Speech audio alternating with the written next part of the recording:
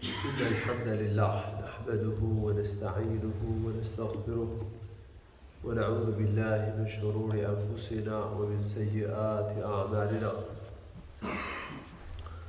من يهده الله فلا مضل له ومن يضلل فلا هادي له وأشهد أن لا إله إلا الله وحده لا شريك له وأشهد أن محمدا عبده ورسوله يا أيها الذين آمنوا اتقوا الله حق تقاته ولا تموتن إلا وأنتم مسلمون يا أيها الناس اتقوا ربكم الذي خلقكم من نفس واحدة وخلق منها زوجها وبث منهما رجالا كثيرا ونساء واتقوا الله الذي تساءلون به والأرحام إن الله كان عليكم رقيبا يا أيها الذين آمنوا اتقوا الله وقولوا قولا سديدا يصلح لكم أعمالكم ويغفر لكم ذنوبكم ومن يطع الله ورسوله فقد فاز فوزا عظيما أما بعد فإن خير الحديث كتاب الله وخير الهدي هدي محمد صلى الله عليه وسلم وشر الأمور محدثاتها وكل محدثة بدعة وكل بدعة ضلالة وكل ضلالة في النار.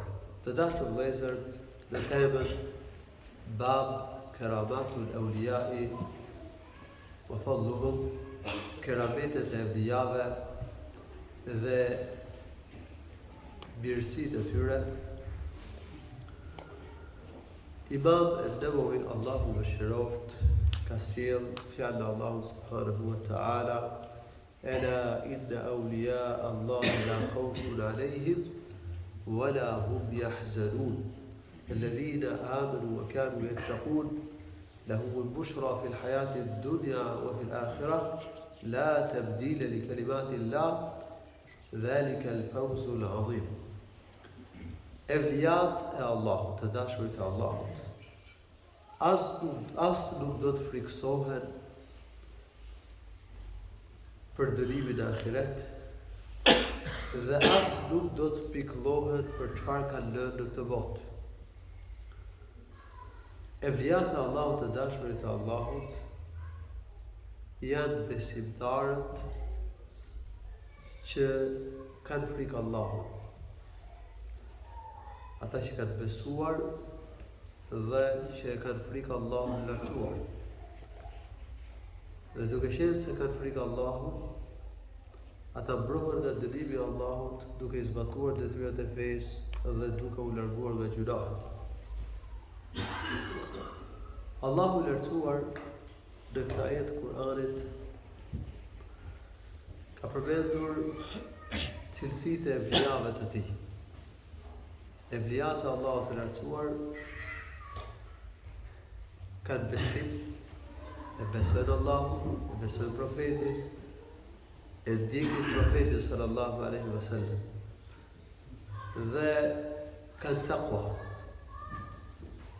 Ata e kanë frikë Allahut, ata i zbatojnë detyrat e fesë dhe largohen nga gjunahet. Taqwaja është mbrojtja e vetes nga dënimi i Allahut të lartësuar, duke zbatuar detyrat dhe duke u ruajtur nga gjunahet. Atëherë, evlija, pra njeri i dashur tek Allahu i lartësuar, është çdo besimtar i devotshëm. Çdo besimtar që i kryen detyrat e fesë dhe që largohet nga gjunahet. Nëse njeri nuk e ka besimin islam, s'mund të jetë evlija, s'mund të jetë i dashur i Allahut. Nëse për shembull nuk e beson profetin Muhammed si të dërguar të Allahut, nëse nuk e beson ditën e gjykimit, nuk e beson se ka xhenet, se ka xhehenem, se ka një ditë gjykimi ku do dalë për Allahun të lartësuar. Nëse njeriu nuk e ka besimin islam, s'mund të jetë evlija i Allahut, s'mund të jetë i dashur i Allahut.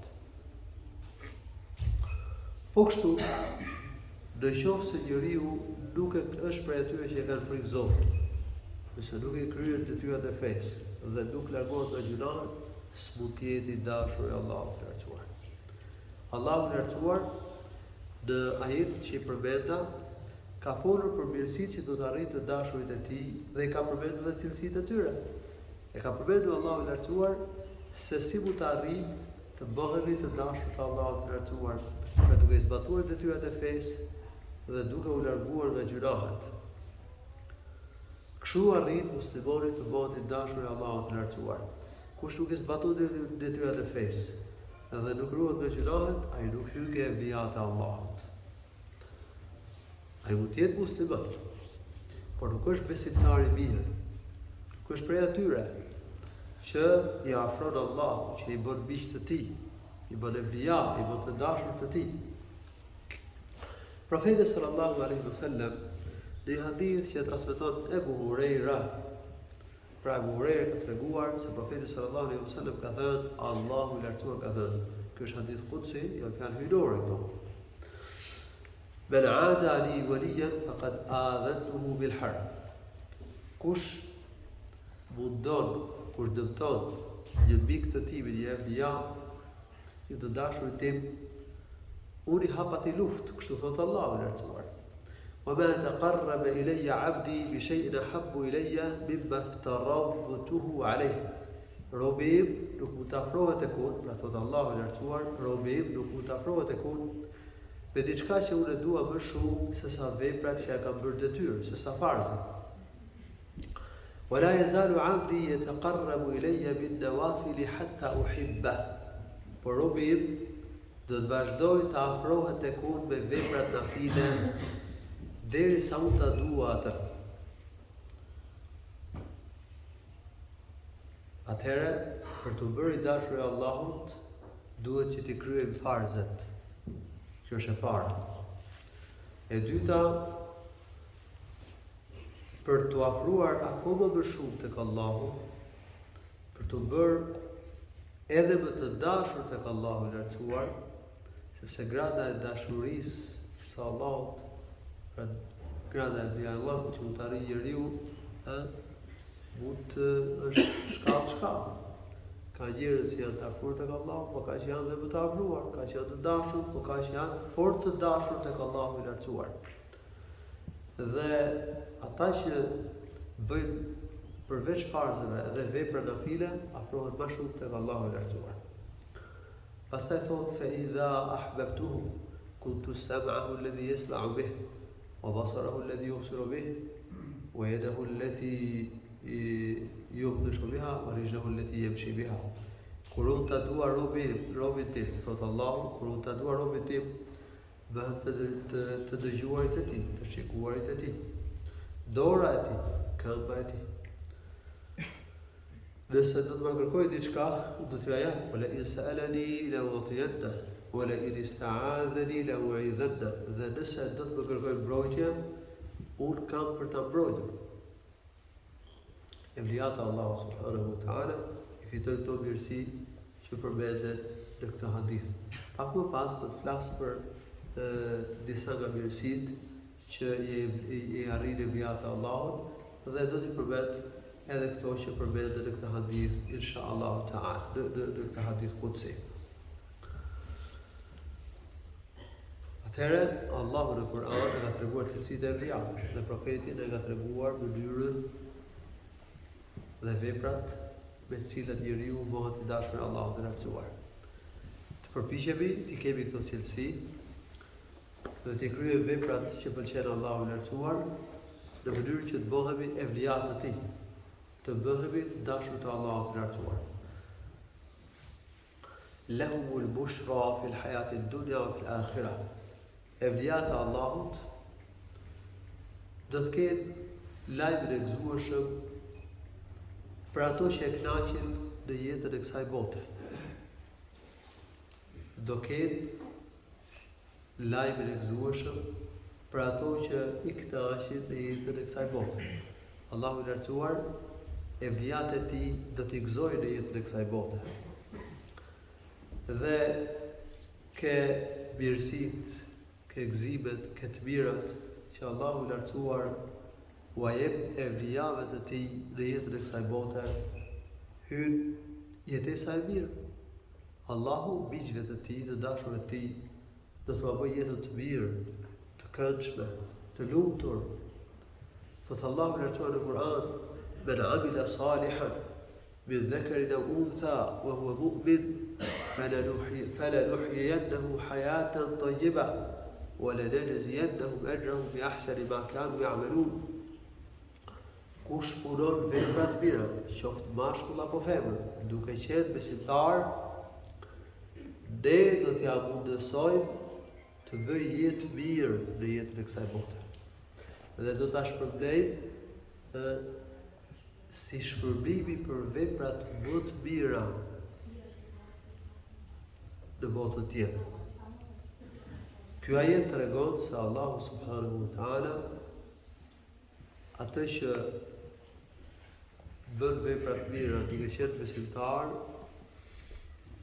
do t'ja bëj jetën atij që kryen vepra të mira duke qenë besimtar, do t'ja bëj jetën të lumtur, do t'ja bëj jetën të mirë. Kështu që duke i kryer detyrat e fesë, dhe duke u larguar nga gjunahet, ne do të arrijmë të bëjmë një jetë mirë në këtë botë. Ka njerëz që mendojnë se po ti je besimtar i mirë, po ti kryesh detyrat e fesë, po të largohesh nga gjunahet, të bosh jetë të vështirë, të mjerueshme, mundimshme në këtë botë. Mendoj se do e privosh veten nga kënaqësitë, bukurinë dhe të mirat e jetës. Ky është koncept i gabuar, ky është kundërshtim me Kur'anin. Përkundrazi, Allahu ka dorë gjallësinë. Allahu është ai që e përmirëson jetën e njeriu. Jetë lumtur do bëj ai që Allahu e bën të lumtur. Dhe jetë mjerueshme ka për të bërë ai që Allahu subhanahu wa taala e privon nga rahatia, nga kënaqësia, nga lumturia. Kush i kryen detyrat e fesë, kush ruhet nga gjunahet, kush bën vepra të mira, kush bëhet i dashur e vlija e Allahut, se e ka treguar Allahu në Kur'an se si bëhemi të dashur të tij. E ka shpjeguar dhe profeti në hadith, është hadithi Qudsi që ka sjellë nga Zoti i gjallësisë, dhe ato janë fjalë hyjnore. Atëherë, kush bëhet i dashur e Allahut, Allahu do t'ia bëjë jetën të mirë. Ne jap Allahu kënaqësi në shpirt, dhe përmirësoj Allahu lartuar jetesën. Prandaj vëllezër, për shpëtuar nga të këqijat, nga të ligat, që Allahu na e lehtësoj jetesën, që Allahu na jap jetë të lumtur, jo vetëm në aspektin shpirtëror, kjo përfshihet pa diskutim, por edhe në aspektin material, edhe nga mirëqenia, jetesa pra. Allahu i lartësuar e vlijave të tij, të dashurve të tij, do t'ua përmirësojë jetesën. Ka thënë Allahu subhanahu wa taala gjithashtu në Kur'an: "Wa man yattaqillaha yaj'al lahu makhrajan wa yarzuqhu min haythu la yahtasib." Kush ka frikë Allahut, Allahu do t'i bëjë atij rrugdalje, Allahu do ta shpëtojë nga mundimet, nga vështirësitë, dhe Allahu do t'ia japë rrezikun, jetesën nga nuk e mendon. Taqwaja sjell edhe jetesë të mirë. Taqwaja është shkak që Allahu subhanahu wa taala t'i rregullojë jetesën e njeriu, t'i japë rrezik njeriu. Prandaj ti kryejmë detyrat e fesë, ruhemi nga gjunahet. Ka njerëz që mendojnë se për të bërë një jetesë të mirë duhet me bëj gjunahe, duhet me rënë harame. Kjo s'është e saktë. Ky është koncepti i gabuar. Përkundrazi, gjunahet dhe haramet bëhen sebeb që njeriu të ketë vështirësi në jetesë. Nëse largimi nga gjunahet bëhen sebeb që Allahu t'ia lehtësojë jetesën robit. T'ia jap rrezikun nga nuk e mendon. E dyta, Allahu subhanahu wa taala e gëzon besimtarin edhe me ëndra të mira. Si sillet një hadith se Abu Darda radhiyallahu anhu e ka pyetur profetin tonë sallallahu alaihi wasallam: "O i dërguar Allahut, له البشرى في الحياة الدنيا وفي الآخرة." Për evliat, Allahu ka përmendur për evliat që do të kenë lajm të gëzueshëm në jetën e kësaj bote dhe në ahiret. Ka thënë në ahiret e kuptoj se kush është gëzimi që do t'u jap Allahu. Po lajmet e gëzueshme që Allahu lartësuar u jep në këtë botë evliave të tij, të dashurve të tij, njerëzve të mirë, kush janë? Ka thënë profeti sallallahu alaihi wasallam, ar-ru'ya as-saliha yaraha al-mu'min aw tura lahu. Është ëndra e mirë që e shikon besimtari ose që shikohet për ta. Ëndra e mirë që shikon besimtari përfshihet ke lajmet e gëzueshme që Allahu lartësuar e jep në këtë botë. Apo që shikohet për të, dikush shikon për një besimtar një ëndër të mirë, për një mirësi që do t'i fit, për një keqe për cilën s'ka përshpëtuar, për qëndrueshmëri në fe, për të mira. Ka thënë është ëndra e mirë që e shikon besimtari ose që shikohet për ta. Dhe ka thënë profeti sallallahu alaihi wasallam, ar-ru'ya as-saliha juz'un min 46 juz'an min an-nubuwah. Ëndra e mirë është një pjesë nga 46 pjesët e profecisë. Ëndra e mirë është një pjesë e profecisë. Një nga mënyrat se si u ka ardhur shpallja e profetëve ka qenë ëndra. Ëndrat e mira që ata i shirin, ëndrat e profetëve janë vërteta, janë pjesë e shpalljes dhe janë nga Allahu i lartësuar. Dhe ëndra e mirë që shikon besimtari i mirë është një pjesë e profecisë. Me kuptimin që në aspekt ëndra e mirë gjan me një pjesë të profecisë. Sepse profetët në një pjesë të mesazhit të tyre janë përgëzuar me ëndra të mira, ju kanë ardhur lajme të mira nëpërmjet ëndrave të mira. Dhe njerëzve të mirë po vijnë lajme të mira përmes ëndrave të mira. Gjithashtu profeti sallallahu alaihi wasallam ka thënë hadith, lam yabqa min an-nubuwati illa al-mubashirat. Nuk ka mbetur nga profecia vetëm se lajmet përgëzuese, lajmet që e gëzojnë besimtarin. Qalu wa mal mubashirat ya Rasulullah. Thanë cilat janë lajmet përgëzuese o i dërguari i Allahut? Ka thënë profeti sallallahu alaihi wasallam, lajmet përgëzuese janë ëndrat e mira. Ato janë lajmet përgëzuese. Hadithi që përmenda, apo hadithet që përmenda, dëshmojnë se profecia është mbyllur me profetin sallallahu alaihi wasallam. Ka mbetur vetëm diçka që ngjan me një pjesë të profecisë.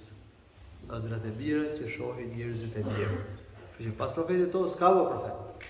Po ka njerëz të mirë që mund të shohin njerëz ëndra të mira. Allahu i lartësuar i gëzon besimtarët përmes ëndrave të mira, u jep myshda atyre përmes ëndrave të mira. Në një hadith tjetër, profeti sallallahu alaihi wasallam ka thënë, ar-ru'ya as-saliha min ar-rajuli as-salih juz'un min 46 juz'un min an-nubuwah. Ëndra e mirë që shikon njëri i mirë është një pjesë nga 46 pjesët e profecisë. Ky hadith është sahih Buhariut.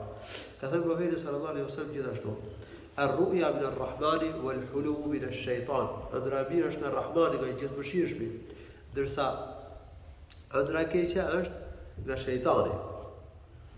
Profeti sallallahu alaihi wasallam ka përmendur gjithashtu në hadith anna ar-ru'ya thalath. Ëndrat ndahen në 3 lloje. Ahawil min ash-shaytan. Një lloj janë ëndrat e këqija që janë nga shejtani. Li yuhzina al-mar'a. Shejtani synon përmes ëndrave të këqija që ta hidhrojnë besimtarin. Këto lloj ëndrash nuk duhet i përfjell besimtarin. As duhet t'ia tregoj kujt, por kjo është koment që po e bëj tani. Dhe të thotë siç ka treguar, siç ka këshilluar profeti sallallahu alaihi wasallam në hadith, a'udhu billahi minash shaitani ar-rajim. Wa bi sharri ma ra'ayt. O Allah, më mbroj nga shejtani dhe nga e keqja që e asaj që kam parë.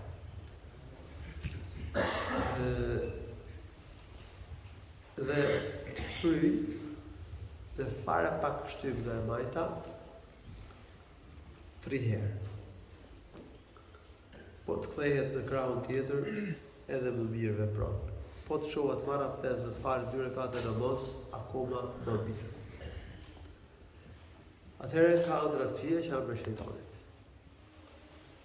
Ka gjithashtu dhe ëndra që janë reflekse të trurit.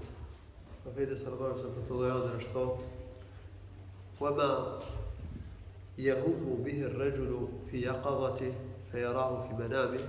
Dhe gjëra që njeriu i kërkon, i dëshiron apo mendon për to në gjendje zimi, edhe i shikon pastaj natën. Gjëra për që ka folur gjendje zimi, ka menduar për to, edhe i shikon në gjumë. Edhe këto nuk kanë dhe një kuptim të lloj ëndrash. Lloji i tretë është ëndra e mirë që shikon besimtari dhe që është nga Allahu subhanahu wa ta'ala. Sa më i mirë t'jetë njeriu, sa më i devotshëm, sa më i dashur nga Allahu, sa më i çiltër, aq më të sakta dalin ëndrat e tij. Ka thënë profeti sallallahu alaihi wasallam në hadith: "Asdaqukum ru'ya, asdaqukum haditha." Njerëzit që janë më të çiltur kur flasin, ëndrat i kanë më të sakta.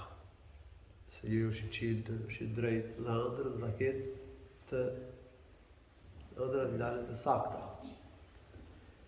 Me afrimin e kiametit, ëndrat e besimtarëve do të shtohen. Se ka nevojë për njerëzit për gëzime, ka nevojë për qëndrueshmëri në fe. Dhe Allahu i lartësuar i gëzon apo u jep qëndrueshmëri në fe përmes ëndrave të mira, të cilat i frymëzon. Ka thënë profeti sallallahu alaihi wasallam në hadith: "Idha iqtarabat as-sa'atu lam takad ru'ya al-mu'mini takdhib." Kur të afrohet kiameti, ëndra e besimtarit nuk ka për dalë nuk ka për të dalë e rrejshme. Atëherë, lajmet e mira për gëzimet që ndarin besimtarët e mirë në ëndra, përfshihen ke kjo, e domethënë lajmet e gëzueshme që i ka përmendur Allahu në Kur'an për evliat e tij në ajetin e Kur'anit: "Lahumul bushra fil hayatid dunya wa fil akhirah."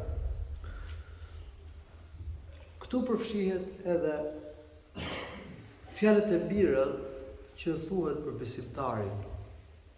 Një besimtar bën vepra të mira dhe pasi ka kryer këto vepra, njerëzit flasin mirë për to. Njëri jep sadaka, ndihmon një të varfër, sillet mirë me njerëzit, tregohet bujar, është tolerant, është zemërgjer, u mëson njerëzve fenë e Allahut, e të tjera vepra të mira që mund bëjë njeriu. Dhe çfarë? Njerëzit flasin mirë për to. Fjalët e mira që thuhen për ta, përdesë ky nuk ka pasur për qëllim që njerëzit ta lavdërojnë me veprat që ka bërë, janë myshde, janë lajmi i gëzueshëm që Allahu i lartësuar e ka sjell për këtë besimtar që në jetën e tij. Në një hadith të saktë tregohet se Abu Dharr radhiyallahu anhu e ka pyetur profetin sallallahu alaihi wasallam: "Ya Rasulullah, ar-rajulu ya'malu al-'amala fayahmaduhu an-nasu 'alayhi wa yuthnuna 'alayhi bih." Qala: "Tilka 'ajilu bushra al-mu'min." O i dërguar e Allahut, do të njeriu të bëjë një vepër, kuptohet një vepër të mirë, dhe njerëzit e lavdërojnë për të vepër, flasin mirë për ta. Çfarë gjykimi ka kjo? Profeti sallallahu alaihi wasallam ka thënë: Ky është lajmi i gëzueshëm që Allahu i lartësuar e ka sjell për këtë besimtar që në jetën e kësaj bote. Pra kjo është frymëzim nga Allahu. Allahu ka bërë që këta njerëzit të flasin mirë për këtë njeri të mirë. Dhe në ahiret, edhe në prag të vdekjes, besimtari mirë do ketë përgëzim, do t'i vinë me lajket e mëshirës, e do ta përgëzojnë, do japë lajm të gëzueshëm. Allahu subhanahu wa ta'ala ka thënë në Kur'an: "Inna alladhina qalu rabbuna Allahu thumma istaqamu تتنزل عليهم الملائكة ألا تخافوا ولا تحزنوا وأبشروا بالجنة التي كنتم توعدون. Vërtet ata të cilët thanë Zoti ynë është Allahu. Dhe pastaj ju përbajtën besimit të drejtë Islam. Ju përbajtën fesë Allahut të lartësuar, duke zbatuar detyrat, duke larguar nga gjunahe, duke ecur në rrugën e drejtë. Në momentet e vdekjes do të zbresin me lajket e mëshirës. Edhe do të thonë, pra kush do të vi që t'ua marrë shpirtin me lajket e mëshirës, dhe do të thonë, mos u friksoni. Për çfarë vjen? Për jetën e varrit, për ditën e gjykimit. Mos keni frikë. Jo ata do të kenë siguri dhe qetësi. Wala tahzanu, dhe mos u pikëlloni, mos u hidhroni me çfarë keni lënë jetën e kësaj bote. Wa abshiru bil jannati allati kuntum tu'adun. Dhe merreni lajmin e gëzueshëm.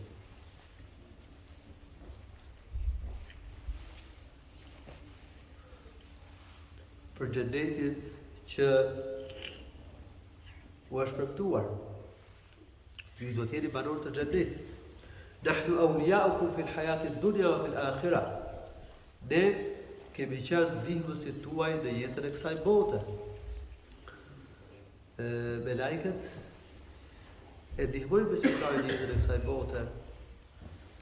E orientojnë. Dhe gjithashtu edhe në ahiret do të jenë pranë besimtarit, do të ndihmojnë besimtarin në fil hayat. Nahnu awliya'ukum fil hayati ad-dunya wa fil akhirah.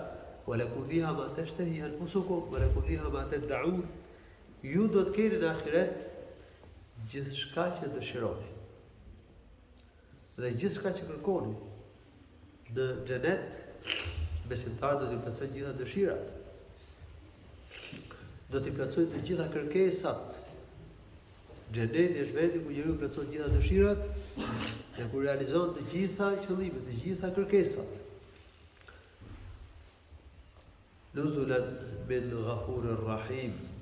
Atje do të kenë mikpritje, si mirësi, si begatim, si nderim ka Allahu i cili është mëkatfalës dhe mëshirues. Profeti sallallahu alaihi wasallam në një hadith që ka transmetuar Al-Bara ibn Azib radhiyallahu anhu ka folur për momentet kur besimtari ndahet nga jeta e kësaj bote. Kur besimtari ndahet nga jeta e kësaj bote, pra kur vdes, i vin me lajke me fytyra të bardha, që u shkëlqejnë fytyrat si shkëlqimi i diellit. Me vete kanë marrë qefin nga xheneti dhe aromë mirë nga xheneti. Dhe i afrohet meleku i vdekjes dhe i thot: "Ayyatuha an-nafsu at-tayyiba, ukhruji ila rahmatin min Allah wa ridwan." O shpirti mirë, dil që të marrësh mëshirën e Allahut, për të arrish kënaqësinë e Tij.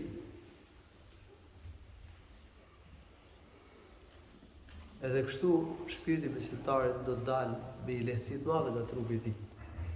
Ashtu siç del pika ujit nga gryka e calikut ose shakut, që e lëkure. Del me një lehtësi të madhe nga trupi i tij. Edhe do ta marrë shpirti, do ta marrë me lekun e vdekjes, me njëherë sapo e merr dorë me lekun e vdekjes, e marrë ndihmësit e tij dhe e vendosin në qefinet e xhenetit dhe në aromën e mirë të xhenetit, dhe kështu vazhdojnë udhëtimin me lajket me të shpirt mirë për në qiell. Vazhdon pastaj tregimi që ka përmendur profeti sallallahu alaihi wasallam në këtë hadith. Pra kuptohet që me lajket do ta përgëzojnë besimtarin në momentin e vdekjes. Gjithashtu me lajket do ta përgëzojnë besimtarin edhe në ahiret. Allahu subhanahu wa ta'ala ka thënë në Kur'an: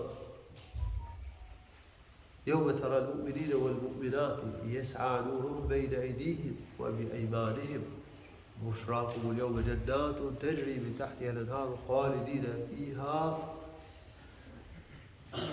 ذلك هو الفوز العظيم.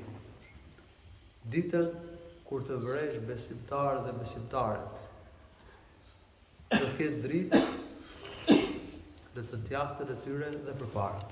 Domethënë kur kalojnë urën e siratit, një urë e vendosur mbi zjarrin e xhehenemit, besimtarët dhe besimtarët do të ketë dritë në të djathtën e tyre dhe në të majtën e tyre. Do ketë dritë në të djathtën e tyre dhe përpara tyre. Dhe do të thuhet, merreni lajmin e gëzueshëm. Ju do të jeni banor të xheneteve, në të cilët xheneteve të gjera, ku rrjedhin lumej që rrjedhin në pemët dhe shtëpitë e xhenetit. Dhe aty do të qëndrojmë për gjithmonë. Kjo është fitoria madhështore, kjo që do të arrijë besimtarët në xhenet, është fitoria madhështore. Po ashtu Allahu ka thënë në Kur'an, la yahzunuhum al-faza'u al-akbar wa tatalaqahum al-malaika hadha yawmukum alladhi kuntum tu'adun. Ata nuk do t'i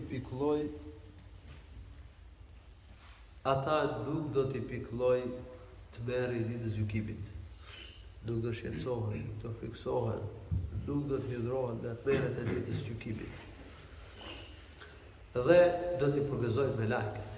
Wa tatalaqahum al-malaikatu hadha yawmukum alladhi kuntum tu'adun. Kjo është dita që ju është premtuar. Dita ku do të shpërblehen me të mira besimtarët. Kështu që evliat e Allahut do të ketë mirësinë në këtë botë dhe mirësinë në ahiret. Do të ketë mbyshje lajme të gëzueshme në këtë botë, lajme për gjëra që do t'i gëzojnë në këtë botë dhe lajme të gëzueshme pra për gjëra që do t'i gëzojnë në ahiret kur të tubohen para Allahu subhanahu wa ta'ala. La tabdila li kalimatillah. Allahu i lartësuar në vazhdim të ajetit ku flet për mirësitë që do të arrijë evliat e tij, thotë: nuk ka ndryshim për fjalët e Allahut të lartësuar. Pra Allahu nuk e thyet premtimin e tij. Atë që Allahu ka premtuar të dashurën e tij do t'u jap. Sa nuk e thyet premtimin. Dhalika huwa al-fawz al-azim. Kjo është fitoria madhështore. Evliat e Allahut shpëtojnë të çdo e keq dhe arrijnë çdo të mirë. Allahu subhanahu wa taala na bëfë këtë.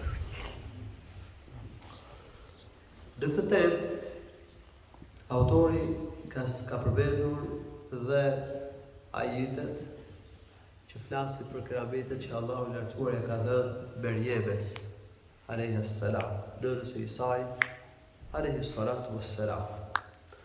Merjem binti Imran. Merjemja është bia e Imranit. Imrani ka qenë një nga prisit e Benu Israilve, një njeri i madh në pozitë, pris në mesin e tyre, i devotshëm dhe i mirë, gëzonte respekt madh në mesin e tyre. Allahu i lartësuar e ka zgjedhur familjen e Imranit. Një nga familjet e zgjedhura është familja e Imranit. Ka thënë Allahu i lartësuar në Kur'an: inna Allaha astafa Adama wa Nuhan wa ala Ibrahima wa ala Imrana ala al-alamin. Allahu i lartësuar e ka zgjedhur Ademin, e ka përzgjedhur babai i njerëzimit. Pra, babai i njerëzimit është i zgjedhur. Edhe Nuhu e ka përzgjedhur. Ka përzgjedhur dhe familjen e Ibrahimit, edhe familjen e Imranit, duke i bërë më të mirë se njerëzit e kohës së tyre. që familja e Imranit që në familja më e mirë në kohën e vetë.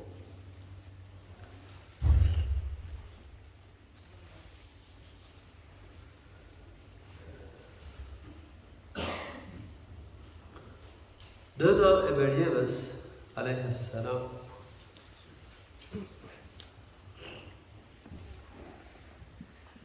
është zotuar që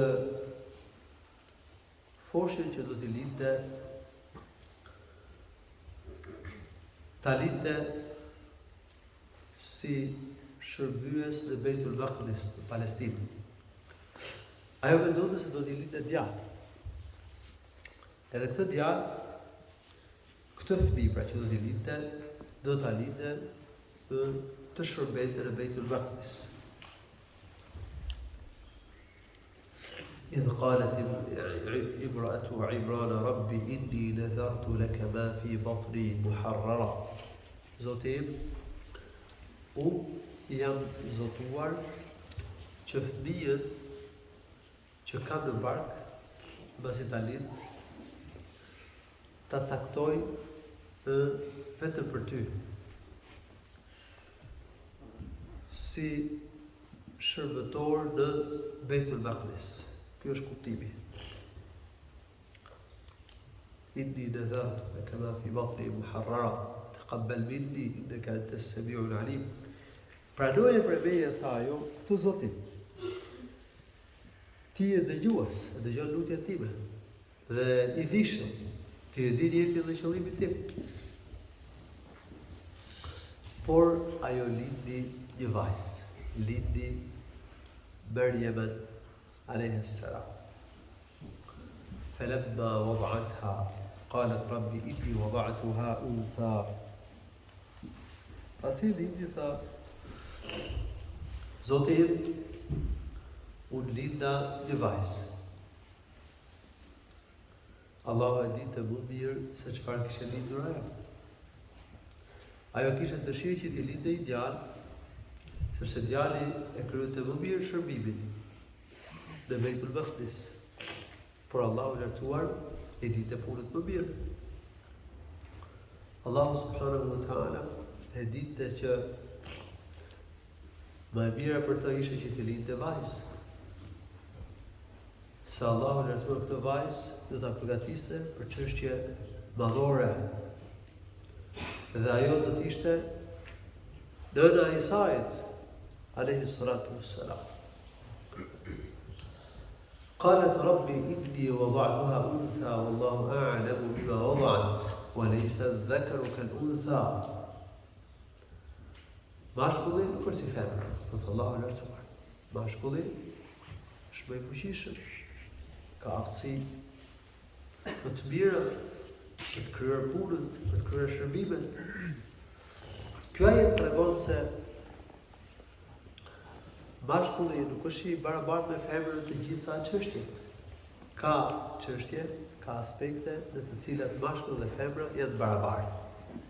Po ka çështje ku ata ndryshojnë nga njëri tjetri. Kjo është dëshmia kuranore. Andaj, ideja se mashkulli dhe femra janë tërësisht barabartë në gjitha aspektet është tregërim i madh.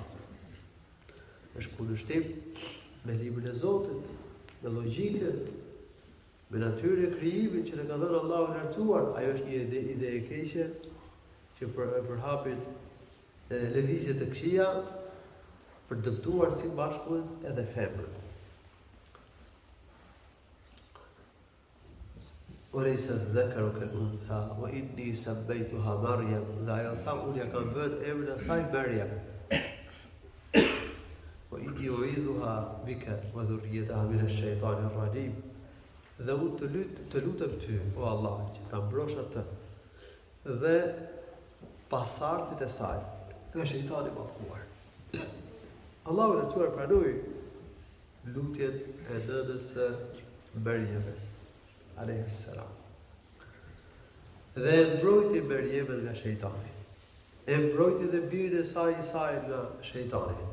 Prandaj ka thënë profeti sallallahu alaihi wasallam: "Ma min mawludin إلا ويستهل صارخا بالمس الشيطان إياه إلا مريم وابنها. Çdo foshnjë kur lid qaf, përveç Merjemës dhe qaf për shkak se e prek shejtani. Përveç Merjemës dhe birit të saj, për birit të saj Isai, alayhi salatu wassalam. Pasi këta dy i ka mbrojtur Allahu i lartësuar.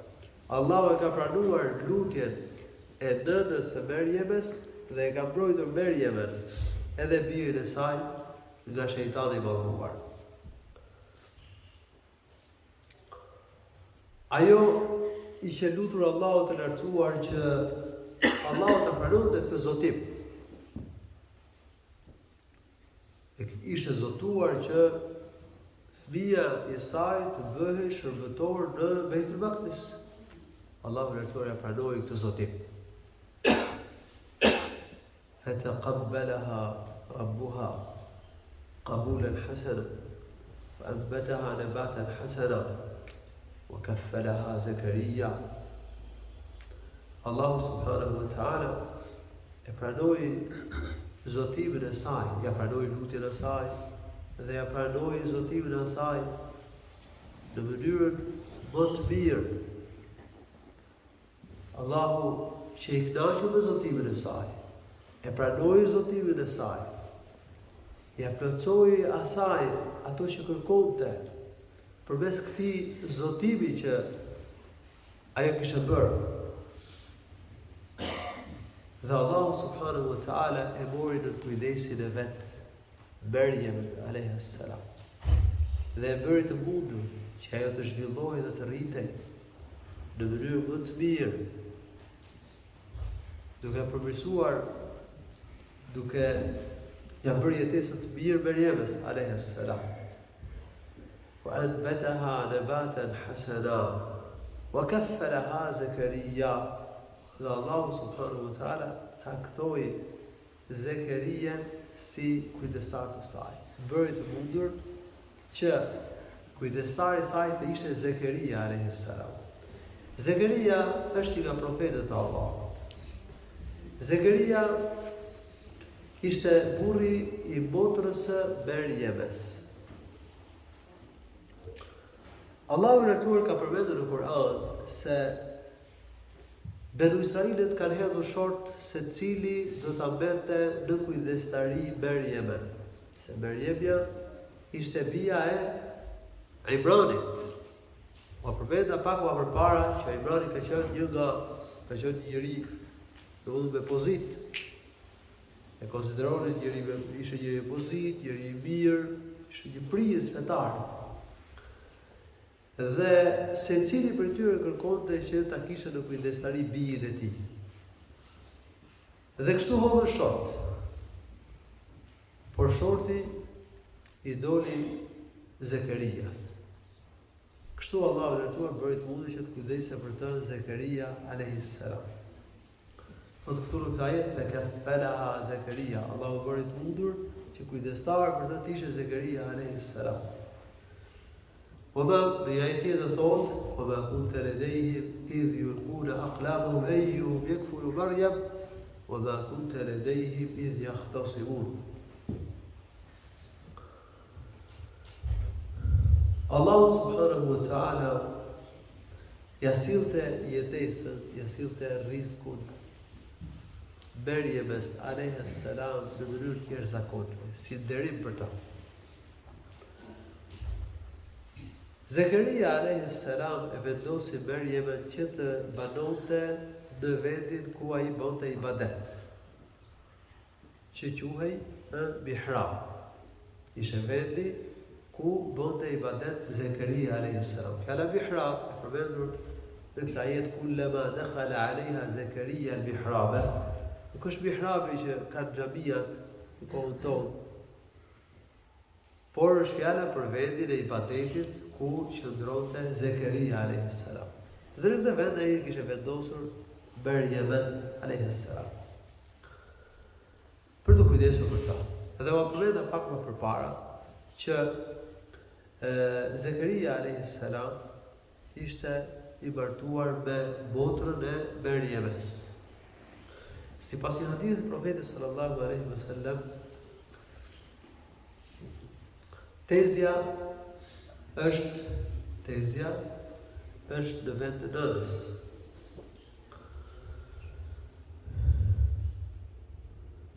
Dhe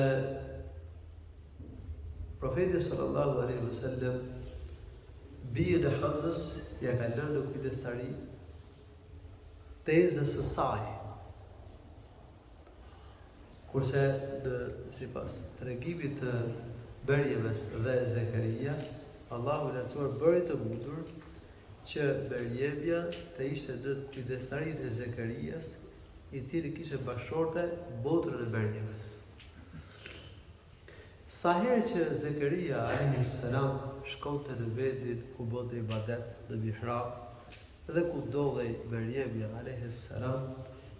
wajada 'indaha rizqa, gjente tek ajo mjetë e jetës, rizq. Kanë shpjeguar komentuesit e hershëm të Kuranit sa i gjente tek ajo frutat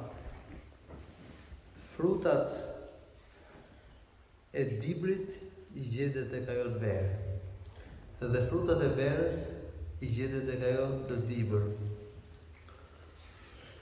Kullama dakhala 'alayha Zakaria al-mihraba wajada 'indaha rizqa.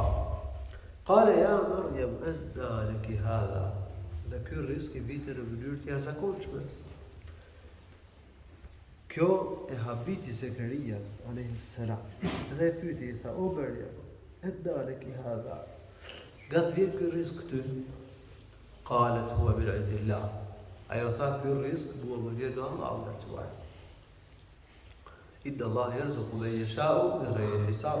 Allahu i lartësuar i jep rizq, i jep mjetë e jetese kujt të doj pa llogari. Kështu Merjemes a.s. i vite rizku, i viten mjetët e jetesës, ushqimi dhe frutat i vinin në mënyrë të jashtëzakonshme në vendin ku ajo qëndronte. Dhe ky është keramet. Ky është një nga kerametet që Allahu subhanahu wa ta'ala e ka bërë për Merjemen a.s. Merjemja rritet, zhvillohet dhe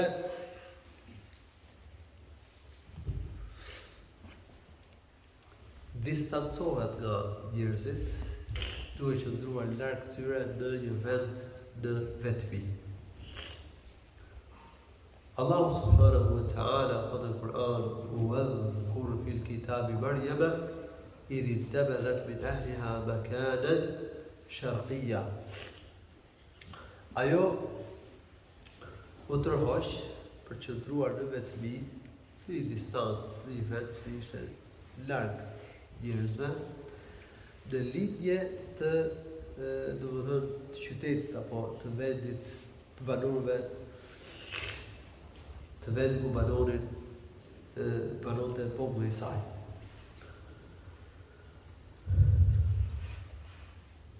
Edhe duke qëndruar në këtë vend, ajo kishte një perde që të mos e shikonin njerëzit. Aty i shfaqet Meleku Xhibril në formë njeriu.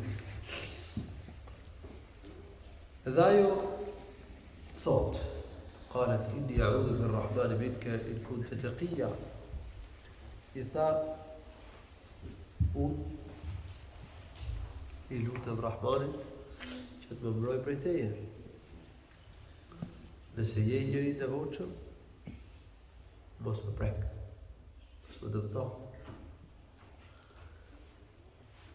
Qala: "Innama ana rasulu rabbiki li ahaba laki ghulaman zakiyya."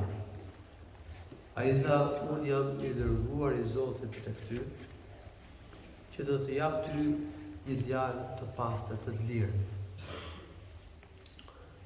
I jam melek, i dërguar nga Allahu tek ty, që të jap ty një djalë të pastër, të lirë." Isaia alayhi salam do të ishte i pastër në shirku, pastër nga gjunahet, pastër nga moralet e këqija. قالت أنى يكون لي غلام ولم يمسسني بشر ولم أك بغيا.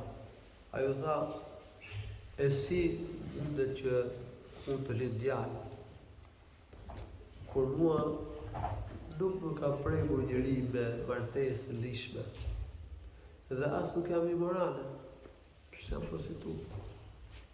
Dhe si mund më lind mua djalë?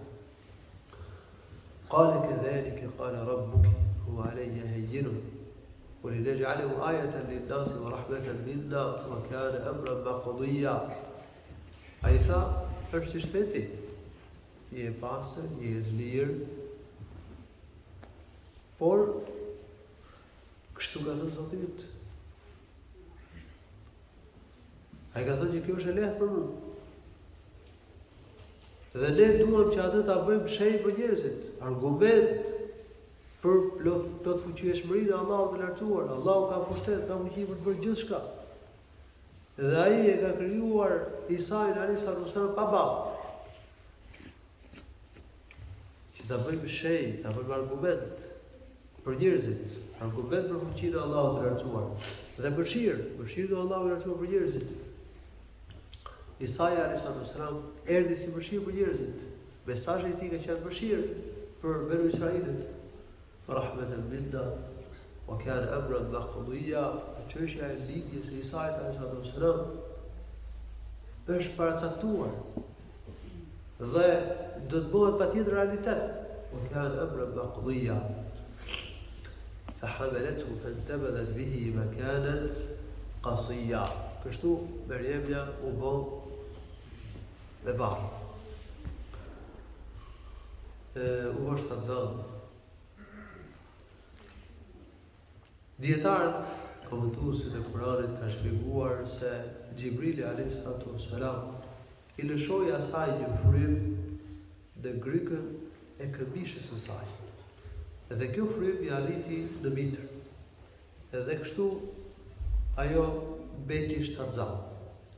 Filloi të formohej Isai alayhis salam, vir Isai në barkun e saj, në mitërën e saj.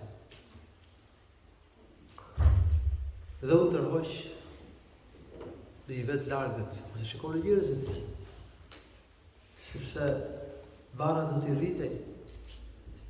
Dhe ajo nuk dorë që ta shikoni njerëzit në gjendje. فأجاءها المخاض إلى جذع النخلة.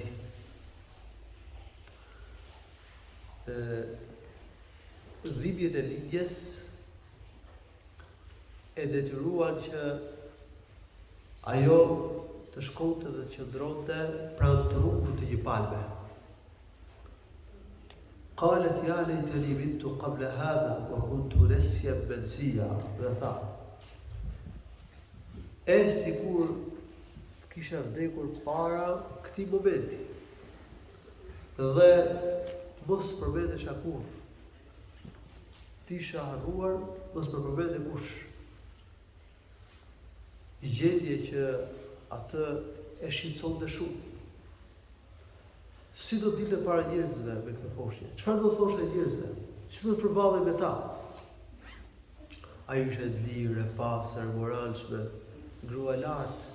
Si do dilte para njerëzve? Çfarë do thoshte atyre? Si do t'u shpjegonte atyre këtë situatë? فناداها من تحتها ألا تحزني قال جعل ربك تحتك سريا. Por Xhibrili alayhis salam i ka thirrë asaj në poshtë. O Zotitullah, ky është i variant, sipas i varianti tjetër përmendur në librat e tefsirit, ai që i thirrë asaj që poshtë që Isai alayhis salam, ella tahzani, duke i thënë mos u pikëllo, mos u shqetëso. Qetësohu. Qad ja'ala rabbuki tahtaki sariya. Zoti yt poshtë teje ka krijuar një vijë uji. Ajo do të kishte ujë për të pirë. وهزي إليك بجذع النخلة تساقط عليك رطبا جنيا. Dhe kape trungun e palmës. Dhe shkunde. Që të lëshoj fruta palme të buta, të njolla, të shishme, të cilët do t'i kpusush në moment, të këtë moment. Allahu subhanahu wa ta'ala bëri që palma moment të bëhej me fruta të buta dhe të njolla, megjithëse nuk ishte koha. Kishte sezioni që palma të kishte hurma arabie, të buta dhe të njolla. Por Allahu i lartësuar në mënyrë të jashtëzakonshme i krijoi për Merjemen alayhis salam. Kështu ajo do të kishte ujë për të pirë, do të kishte dhe hurma arabie. Dhe dietarët kanë shpjeguar se uji dhe hurmat e arabisë, sidomos hurmat e buta, janë mjaft të dobishme për femrën që është në domethënë që është në dhimbjet e lindjes për lehonën. وهزي إليك بجذع النخلة تساقط عليك رطبا جنيا فكلي واشربي وقري عينا. Tha, ha edhe pi. Ha nga hurmat, arabe të buta, të mira dhe të shishme, të cilët do t'i kpusën dhe i vinte në moment, dhe pi edhe nga uji që e kishte nxjerrë Allahu subhanahu wa ta'ala për ta, nga vija ujit. Waqarri ayna, dhe knaqu, gëzohu me fëmijën e porsalindur. Fa imma ترين من البشر أحدا فقولي إني نذرت للرحمن صوما فلن أكلم اليوم إنسيا. Dhe në qoftë se do të shohësh ndonjërin nga njerëzit, thuaj, unë sot jam zotuar se nuk do të flas njerëzve. Zotimi për të mos folur ka qenë një nga mënyrat e agjërimit të tyre. Ata agjëronin jo vetëm duke heqë dorë nga ushqimi dhe nga pija, por edhe duke heqë dorë nga të folërit. Dhe Merjemi alayhis salam do të thoshte kështu. Do thirret e zanin dhe pas e zanit do të plotësoj në mënyrë të përmbledhur tregimin e Merjemes alayhis salam. Alhamdulillah, wassalatu wassalamu ala rasulillah.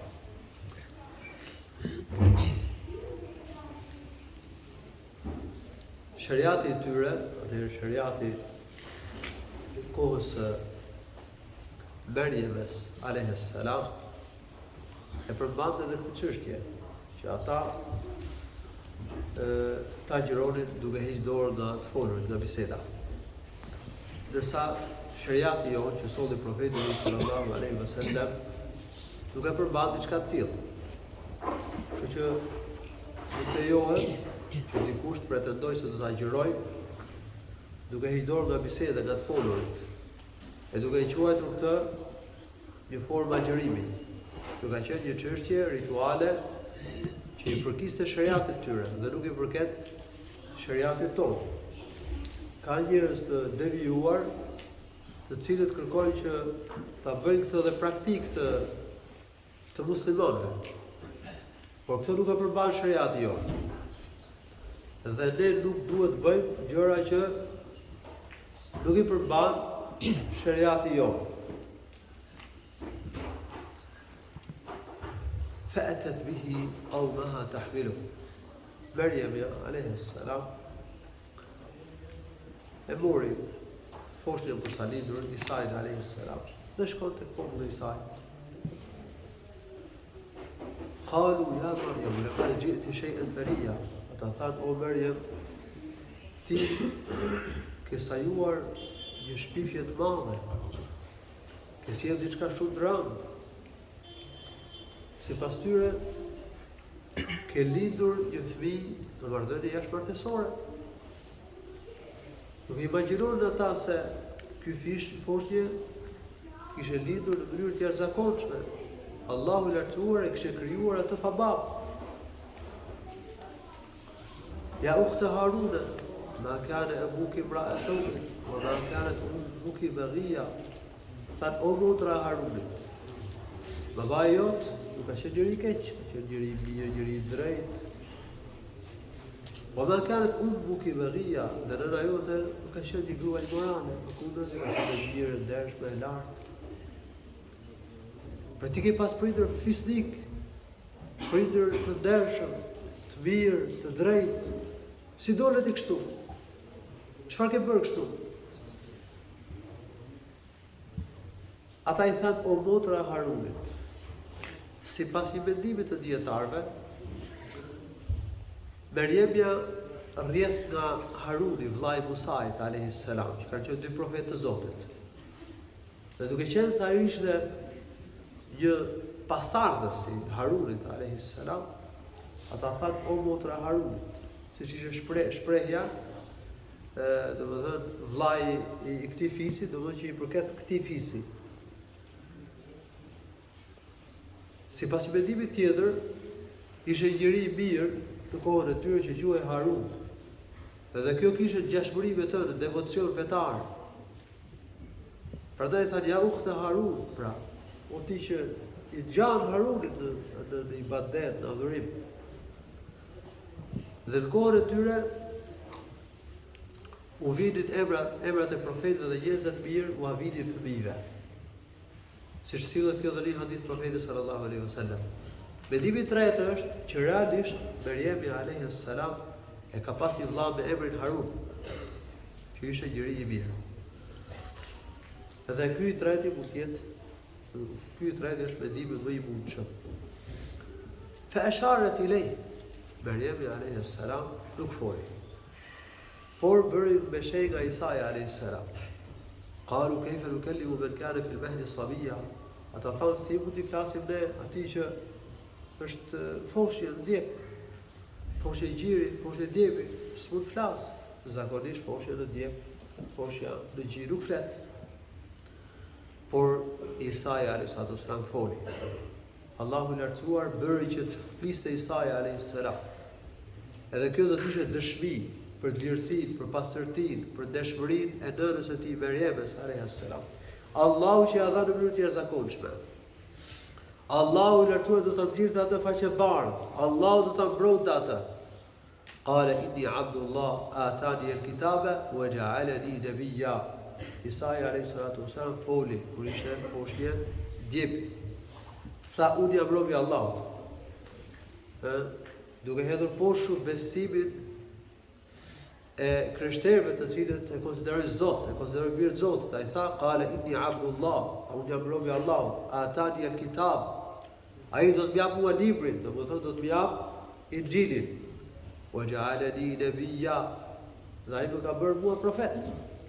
Isa do të zbritë Injilin, dhe ai do të ishte profeti i Allahut subhanahu wa ta'ala. وجعلني مباركا أينما كنت. Allahu i lartësuar më ka bërë të bekuar, begat, kudo që të jem, me plot mirësi. وجعلني مباركا أينما كنت وأوصاني بالصلاة والزكاة. Më ka porositur që të fal namazin, të jap zakatin. وجعلني نبيا.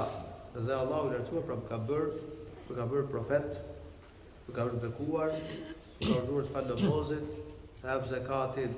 وبرا بوالدتي. Allahu i lartësuar më ka bërë dhe tillë që të sillen mirë me nënën time, ولم يجعلني جبارا شقيا. Dhe nuk më ka bërë arrogant dhe as kundërshtar të tij. Nus Allahu subhanahu wa taala i bëj të dobishme këto që i shpjegova. Allahu shpërblet të mira. Alhamdulillah rabbil alamin. Sallallahu alaihi wasallam ala nabiyyina Muhammad wa ala alihi wa sahbihi.